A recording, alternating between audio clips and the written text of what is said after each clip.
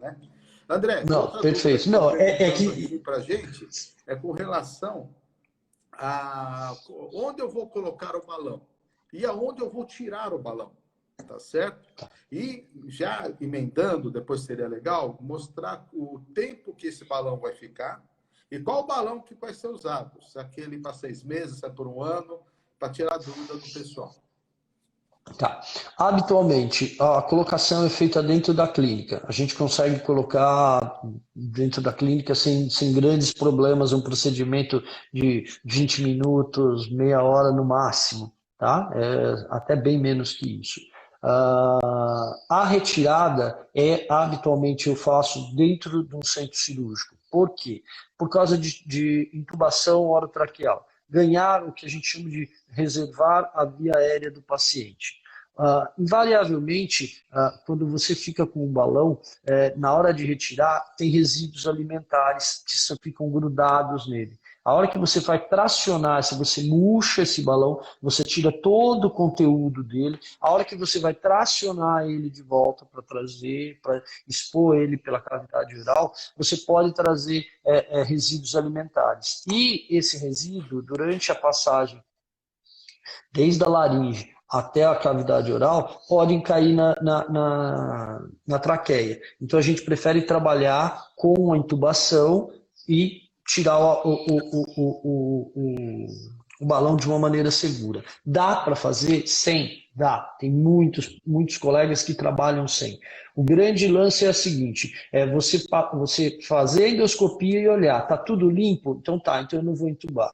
Eu vou tirar sem. Agora, se tiver resíduo, eu vou ter que intubar. E aí, normalmente, o anestesista não gosta que você comece um procedimento sem já estar preparado para intubar. Então, a gente já prefere trabalhar com intubação. Tá? Já me perdoe, qual que é a outra pergunta na sequência? Os tipos do balão. Aqueles Tá, 6 você tem meses, um dois ano. tipos, você tem balões, você tem vários tipos, né? Você tem balão que são balões mais comuns que a gente usa, que são balões que a gente entra com líquido, que a gente insufla ele com soro fisiológico. Existem os balões que são feitos para trabalhar com ar, tá? Mas é muito pouco no Brasil, hoje praticamente já não tem mais, era uma única empresa que trabalhava, o número de complicações que eles tinham era grande. Hoje em dia a gente trabalha só com os balões que são insuflados com solução fisiológica. Tá? Você tem um balão que você pode deixar 6 meses e o balão que você pode deixar 1 ano. Tá? O grande lance do balão de 1 ano e 6 meses, a grande diferença é a reeducação alimentar, tá certo? Normalmente o que a gente vê é que a perda principal de peso é nos seus primeiros 60 dias, tá? Alguns casos até uns 90 dias. Depois ele entra num platô e aí a perda é sempre mais lenta. E aí entram outras atividades que a gente pode fazer para reforçar isso daí. Quando você coloca ele de 1 ano e um balão do mesmo tamanho, do mesmo jeito, a única coisa que você vai fazer é manter aquele paciente que ainda acha que não se adaptou bem, aquele paciente que acha que ainda precisa de uma força porque ele pode comer um pouco a mais do que ele deve. Ele ainda não sentiu-se seguro de saber que o que ele está comendo é o suficiente para ele, que ele consegue viver bem com aquela quantidade de alimento que a gente está treinando durante 6 meses. Então a gente protela para 1 ano, tá certo? Isso, o balão tem que ser já específico para isso. Habitualmente eu não utilizo. Eu utilizo um balão de 6 meses, é o mais frequente, é o mais comum da gente utilizar. A maioria deles a gente consegue esperar um pouco mais, 7, 8 meses, com total segurança. Tá? Tanto que um dos balões mais comuns que a gente usa, que é o da Orbera, vai vir a liberação dele de 1 ano e basicamente é o mesmo balão, não vai se mudar em nada. Tá? Então, o mesmo balão a gente vai utilizar, vai vir nominalmente liberado pela Anvisa para 1 ano, só que ele não vai ter mudanças em relação ao que é hoje. Por quê? Porque eles têm que ter uma margem de segurança muito grande. Eles já trabalham para 6 meses, mas com a duração dele bem maior que isso. Tá? Esses Basicamente é hoje, reeducação alimentar. Hoje não está se perdendo, né? Não tem escape de líquido, não tem nada que tinha no começo. Extremamente raro, extremamente raro. A principal complicação que a gente tem do balão relacionada diretamente ao balão é o que a gente chama de hiperinsuflação. O balão, e às vezes isso pode acontecer com 2 meses, com 4 meses ou próximo dos 6 meses da retirada.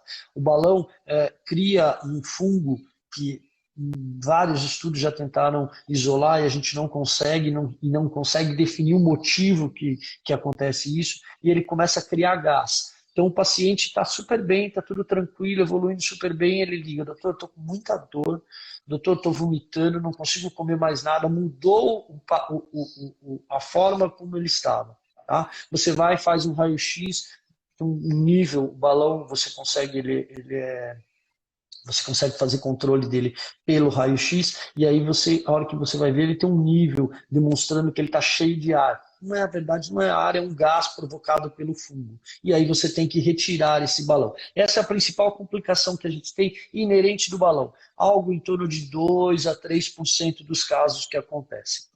Gastrite de contato, alguma coisa?